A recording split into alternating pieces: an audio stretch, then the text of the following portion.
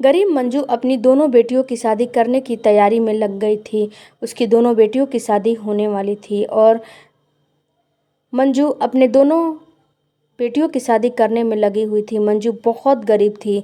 मंजू के मायके में कोई नहीं था और मंजू यही सोच रही थी कि काश मेरे भाई होते तो आज भात की रस्म निभाने और भात की रस्म पूरी करने के लिए आते। लेकिन मंजू की ऐसी किस्मत कहाँ थी कि उसके कोई भी भाई भात की रस्म निभाने के लिए आते।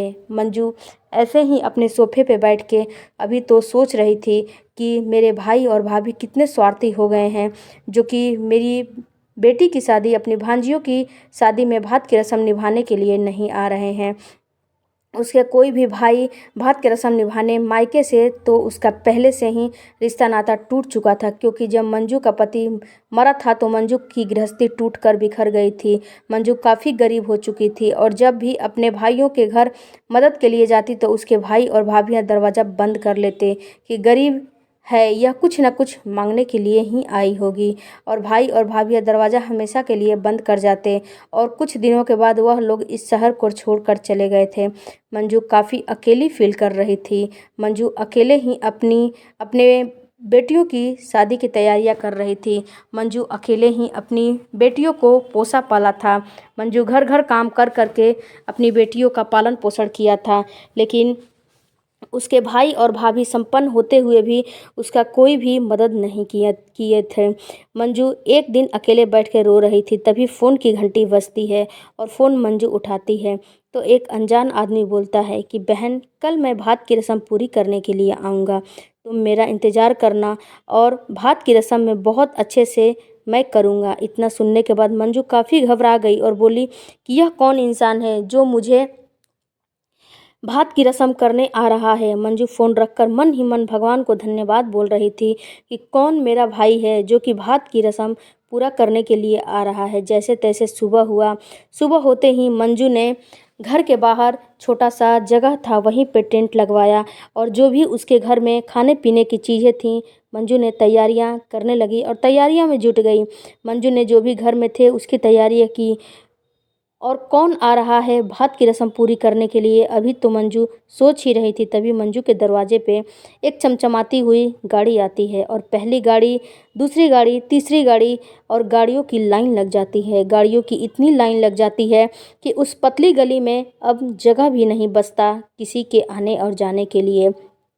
मंजू घर से बाहर निकलती है और यह नज़ारा देखकर बिल्कुल अचंभित हो जाती है कि मेरे दरवाजे पर इतनी गाड़ियाँ कैसे लग गई। मंजू अपनी बेटियों को बुलाती है और बोलती है कि जाओ गांव में हर जगह न्योता दे आओ कि मेरा भात का रस्म पूरा करने के लिए मेरा भाई आया है। मंजू हालांकि उसको जानती नहीं थी, लेकिन फिर भी मंजू दिल पर पत्थर रखकर न्योता दिलवा दी और गाड़ियाँ की इतनी लाइन लग गई कि उसकी गली में किसी को आने जाने का रास्ता भी नहीं बचा था। पहली गाड़ी में से एक लड़का उतरता है सूट बूट पहने हुए और बोलता है, बहन, मैं भात का रस्म पूरा करने के लिए आया हूँ।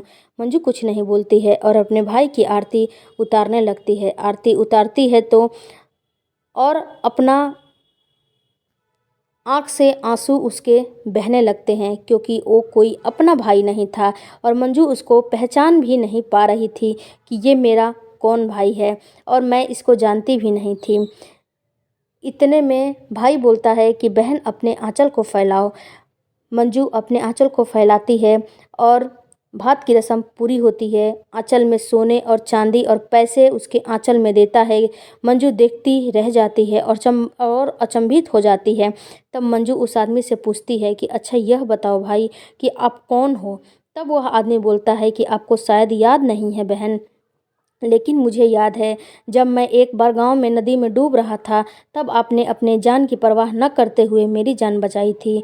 और जब आपकी बेटियों की शादी तय हो गई थी तब मेरे पापा ने मुझे फ़ोन करके याद दिलाया कि भात का रस्म पूरा करना है और तुम भात की रस्म पूरा करने के लिए अपनी बहन के घर ज़रूर जाना, और मैं आया हूँ। इतना सुनने के बाद मंजू को याद आया और मंजू ने याद करके फूट फूट के रोने लगी कि अपना भाई ने तो एक भी बार पूछा नहीं, लेकिन आप पराए होके मेरे लिए इतना किया।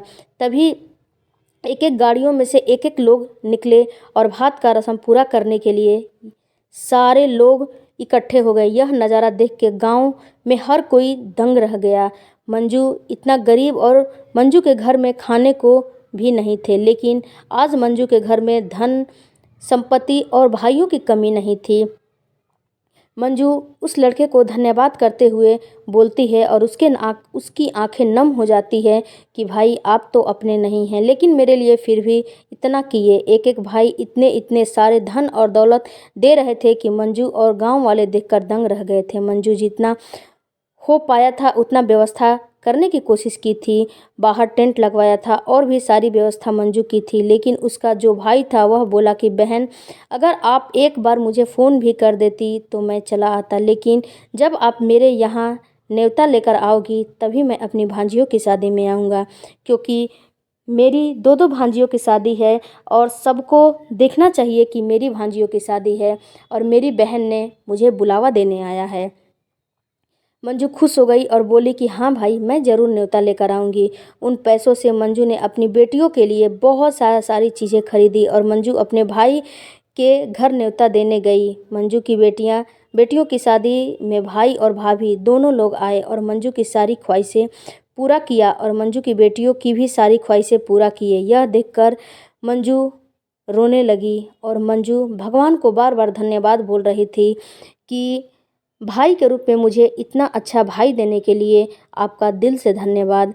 और मंजू बोली कि जो खून का रिश्ता था वह तो मुझे ठुकरा दिया था, क्योंकि जब मेरा पति एक्सीडेंट में मारा गया था तो मैं बहुत ही गरीब हो चुकी थी, लेकिन वो लोग ने मुझे संभालने के बजाय मुझे ठुकरा दिया। लेकिन यह खून का रिश्ता नहीं था, फिर भी मेरे लिए इतना किया। इतना सोच रही थी मंजू और उसकी आंखों से अश्रुधारा बह रहे थे। तभी उसका भाई बोला कि देखो बहन, खून का रिश्ता नहीं होता है, मुंह बोला भी रिश्ता रिश्ता होता है। जिससे भी रिश्ता बनाया जाए उस रिश्ते को निभाया जाए, वही रिश्ता काम आता है। और आपका और मेरा एक बार आपने मेरा एक बार जान बचाया हुआ था और मैं आपका एहसान कैसे भूल पाऊँगा। मैं उसी दिन से, उसी पल से, उसी समय से आपको अपना भगवान और अपनी बहन मान लिया था। एक बार मुझे भगवान ने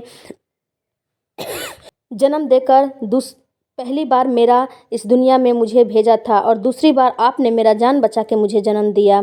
आज के बाद मैं आपका भाई हूँ, कभी भी भाई की कमी महसूस आपको नहीं होने दूंगा। तो दोस्तों, आप लोगों को यह स्टोरी कैसी लगी मुझे कमेंट करके ज़रूर बताइएगा। और हाँ फ्रेंड्स, वीडियो को आप लोग सब्सक्राइब नहीं कर रहे हो चैनल को तो प्लीज़ सब्सक्राइब कीजिएगा। और आप भी ये बताइएगा कि क्या खून का रिश्ता ही अपना होता है। भले ही भाई वो रिश्ते को ठुकरा दे, भले ही भाई उस रिश्ते को न माने, भाई और बहन का प्यार क्या खूनी का होता है। ऐसे भी अगर आप रिश्ता बनाते हो तो वो भी रिश्ता खून से बड़ा हो जाता है। Thank you for watching.